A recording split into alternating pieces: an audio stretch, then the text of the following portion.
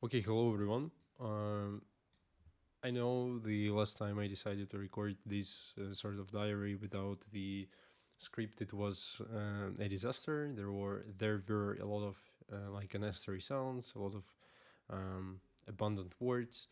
So today I will try to repeat this thing, but due to completely different reason. So the last time I decided to experiment, and this time I just don't have time to write the script and then edit and then record gameplay, then edit it once again and then upload this thing to YouTube. So I have a couple of bullet points written in front of me. So I will try to expand on some of them. Again, as I've mentioned, I don't have a lot of time today, so I think this will be a relatively short one.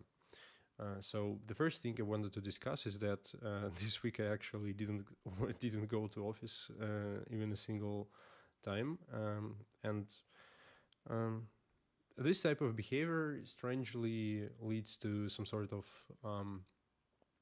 like repeating monotonous work, the work that you aren't interested in it, forcing yourself into doing this with all the distractions that the home basically possesses.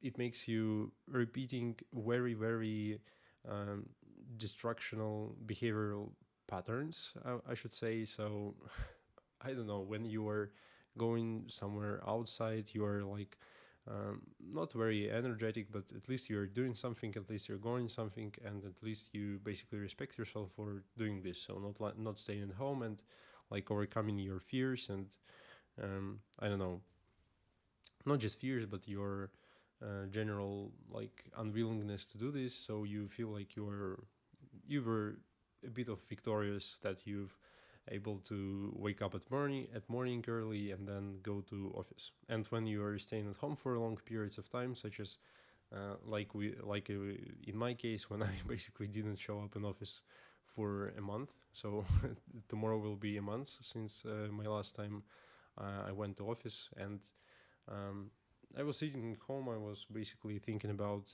my life, about the purpose, and I think that's not a very healthy thing to do. So, of course, it's necessary to sometime contemplate your current position in life, your priorities, but sometimes this lack of external ideas, external environments lead to very destructural patterns. So I was lying basically in depression. I was thinking that it was so over, the West has fallen, and so on, so on.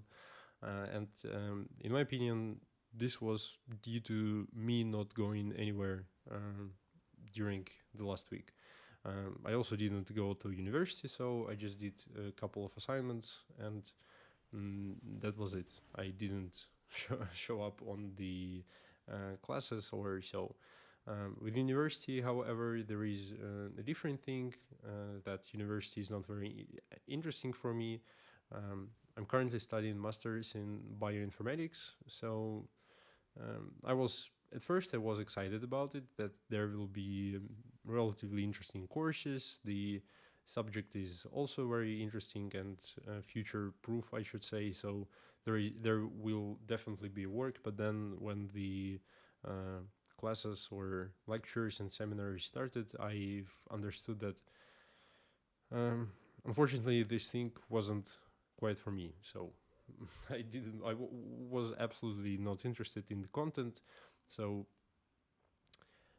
and for some part, this is due to the fact that master's program is supposed to like align the level of knowledge of the students that are enrolled there. So the first semester is basically dedicated to like bridging the gap between the bridging the gap between the students' knowledge of different fields. So, for example, uh, of course, bioinformatics is a very interdisciplinary um, subject. So you have biologists there, and you have the computer scientists there, basically, and you have people like me who didn't do nor computer science, neither computer science nor biology, but just studied a minor.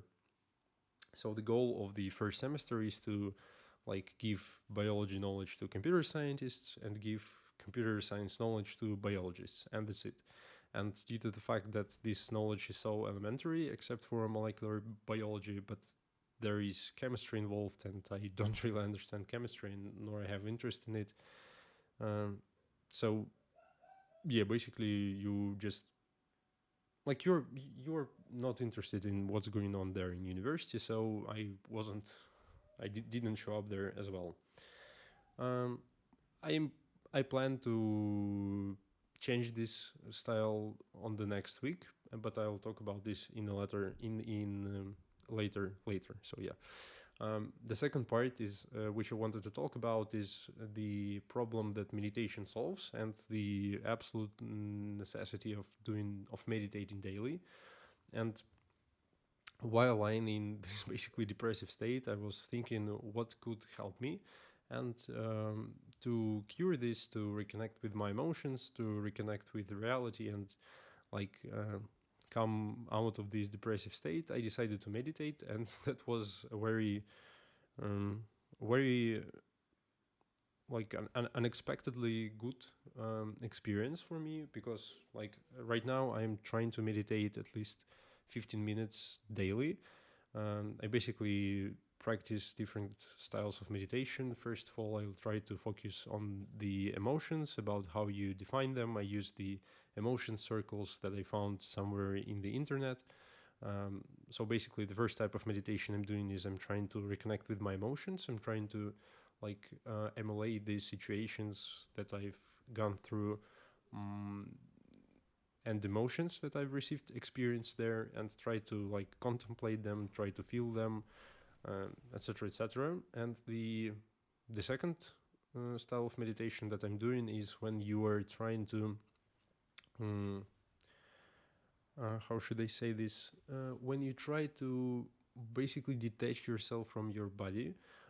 This is very important because sometimes there are situations that like um, try to bait you, or um, just yeah really bait you for negative emotions, and sometimes it's very important to detach yourself, to observe yourself, and like practice metacognition and meta emotions.